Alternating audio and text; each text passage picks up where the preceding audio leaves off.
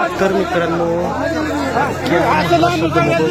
आपले सूरज भाऊ चव्हाण यांच्या घरी आपण आज आलो आणि आजपासून नवरात्र उत्सव चालू होतो.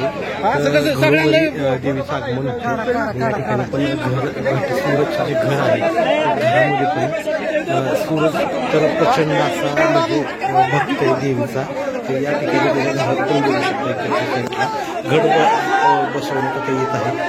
सूरज यांच्या आत्या या ठिकाणी घट बसवत आहेत. म्हणजे आपलं नशीबच आहे नेमकं आपण इथं आलो आणि आपल्याला आता इथं घट बसवताना पाठवणार आहे.